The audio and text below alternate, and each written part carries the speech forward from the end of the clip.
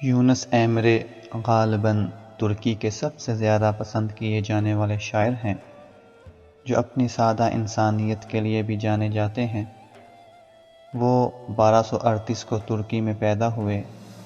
اگرچہ افسانہ ان کی زندگی کے حقائق کو چھپا دیتا ہے، لیکن وہ ایک اسلامی صوفی شاعر تھے جو 40 سال تک اپنے آقا تبتک ایمرے کے قدموں میں بیٹھے رہے۔ یونس ایمرے کو صوفیانہ فلسفے پر عبور حاصل تھا، خاص طور پر 13ویں صدی کے شاعر جلال الدین رومی کی طرح۔ یونس ایمرے اناطولیہ میں تصوف کا ایک سرکردہ نمائندہ بن گئے۔ ان کی زیادہ تر نظمیں محبت الہی کے موضوعات پر مبنی ہیں، مگر محبت الہی کا یہ سفر کیسے شروع ہوا؟ قریب کے ایک گاؤں میں یونس نامی ایک غریب آدمی رہتا تھا جو کھیتی باڑی کا کام کرتا تھا۔ ایک شدید قحط کے دوران یونس نے حاجی بکتاش کے پاس جانے کا فیصلہ کیا، جس کے معجزات کی خبر دور دور تک پھیل گئی تھی، اور مدد طلب کی۔ وہ درگاہ میں گیا اور پیر حاجی بکتاش کو کچھ تمغے کا تحفہ دیا اور بدلے میں گندم مانگی۔ حاجی بکتاش نے اس کے ساتھ حسن سلوک کیا اور وہ کئی دن درگاہ میں رہے۔ پھر اس نے جانا چاہا، اس پر بکتاش نے کہا، کیا وہ گندم چاہتا ہے یا اولیاء اللہ کی معجزاتی طاقت؟ یونس نے پھر اپنی گندم مانگی۔ بکتاش نے جب اس کا جواب سنا تو اس نے کہا کہ اگر وہ چاہے تو میں ہر ایک پھل پر پھونک ماروں گا۔ پھر یونس نے اپنی گندم چاہی۔ بکتاش نے پھر اپنی روحانی طاقت استعمال کرنے کی پیشکش کی، لیکن یونس نے اپنی گندم پر اصرار کیا اور اسے دے دی گئی۔ سڑک پر تھوڑی ہی دیر میں یونس اپنے فیصلے پر پچھتانے لگا۔ وہ حاجی بکتاش کے پاس واپس آیا، جس نے اسے بتایا کہ اس نے یونس کا تالا تبتک ایمرے کو دے دیا ہے، اور اگر وہ اسے کھولنا چاہے تو اسے وہاں جانا پڑے گا۔ یونس فوراً تبتک ایمرے کے پاس گئے۔ اسے بتایا گیا کہ کیا ہوا تھا، اور پھر اسے درگاہ کے لیے لکڑیاں اکٹھی کرنے کا ایک مقرر کام دیا گیا۔ کہا جاتا ہے کہ 40 سالوں میں اس نے ان کی خدمت کی۔ اس نے کبھی لکڑی کا ٹکڑا جھکایا یا نم نہیں کیا۔ ایک دن ایک مجلس منعقد ہوئی۔ یونس اپنے شیخ تبتک ایمرے کے ساتھ موجود تھے، جو خوشی کی حالت میں گئے اور ایک اور یونس گلوکار کو گانے کے لیے پکارا، لیکن یہ یونس بالکل بول نہیں سکتا تھا۔ تو تبتک یونس کی طرف متوجہ ہوئے اور کہا، وقت آ گیا ہے، آپ کا تالا کھل گیا ہے، صرف وہاں کھڑے نہ ہوں، گاؤ۔ اس پر یونس سے پردہ ہٹا دیا گیا اور تالا کھول دیا گیا۔ اس نے فوراً ہی خوبصورت حمد و ثنا لکھنا شروع کر دی۔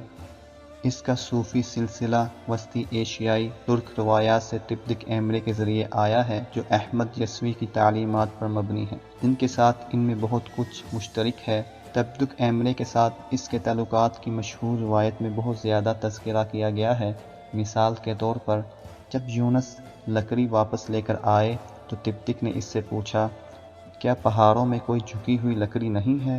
اس پر یونس نے جواب دیا کہ پہاڑوں میں ٹیڑھی لکڑی بہت ہے، لیکن آپ کے دروازے پر کسی چیز کو بھی جھکانا مناسب نہیں، یہاں تک کہ لکڑی بھی۔ وہ اس درویش کا نمونہ ہے جو اپنے روحانی رہنما سے مکمل عقیدت کے ذریعے روحانیت کے اعلیٰ درجات تک پہنچ سکتا ہے۔ اس کے دیوان سے معلوم ہوتا ہے کہ رومی اور ان کے شیخ تبتک دونوں اس سے پہلے ہی فوت ہو گئے تھے۔ وہ تبتک کے حکم پر تھوڑی دیر کے لیے دمشق گئے، راستے میں انٹیب میں رک گئے، اور شاید کعبہ کی زیارت کے لیے مکہ بھی گئے ہوں گے۔ ان کے بارے میں مشہور ہے کہ وہ طویل عرصے تک زندہ رہے، اور ان کے شیخ کی وفات کے بعد ان کے ارد گرد بہت سے درویش تھے۔ ان کی وفات 1320 عیسوی میں ہوئی۔ وہ دیوان اور 600 اشعار پر مشتمل مثنوی رسالۃ النسی کے مصنف ہیں۔ دیوان کے موجودہ تنقیدی ایڈیشن میں 417 نظمیں ہیں، جن میں سب کی سب غزلیں ہیں۔ اس نے پرانی اناطولیائی ترکی زبان کا استعمال کیا، جسے ہر کوئی سمجھتا تھا، بہت کم عربی یا فارسی الفاظ کے ساتھ، اور اس نے کلاسیکی صوفی اصطلاحات پر مبنی ترکی کے صوفیانہ الفاظ کے قیام میں بہت تعاون کیا۔ یونس ایمرے کے دیوان میں سب سے زیادہ بار بار آنے والے موضوعات میں صوفیانہ محبت، دوست اور درویش کیسے بننا ہے۔ پھر بھی وہ بے نیاز ہیں اور روزمرہ کی زندگی کے حالات ان کی نظموں میں جھلکتے ہیں۔ اس کی آسانی سے سمجھ میں آنے والی مذہبی اور اخلاقی نصیحتیں ایک گیت کی زبان میں جو دلی، مخلص اور اکثر انتہائی جذباتی ہوتی ہیں۔ ان کی شاعری جو موسیقی پر مبنی تھی، اناطولیہ میں صوفی تعلیمات کو پھیلانے میں مرکزی اہمیت کی حامل تھی اور اس نے اگلی صدیوں کی شاعری کو متاثر کیا۔ ان کی شاعری میں موجود شدید مذہبی اور انسانی احساس آج بھی اپنی کشش کو کھو نہیں پائے۔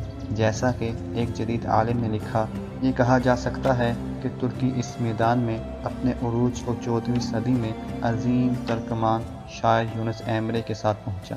یونس ترکی کی زبان بولنے اور لکھنے میں کامیاب ہوئے، ایک ایسا ہنر جو پوری تاریخ میں اپنی آسانی اور سادگی کے لیے بے مثال ہے، پختگی کی ایک لاجواب سطح پر تطہیر کرنا چھوڑ دیا اور ایک طاقتور دریا کی طرح خلوص، بے خودی اور جوش و خروش کو لامتناہی صدیوں کے مستقبل کی طرف بڑھایا۔ ایک طرف ان کی شاعری ادب کا ذریعہ بنی اور دوسری طرف عثمانی دور کے مشہور کلاسیکی مکتب کا ذریعہ بنی۔ نتیجتاً یونس کا ترک ادب کی ان دونوں اصناف پر ایک الگ اثر تھا۔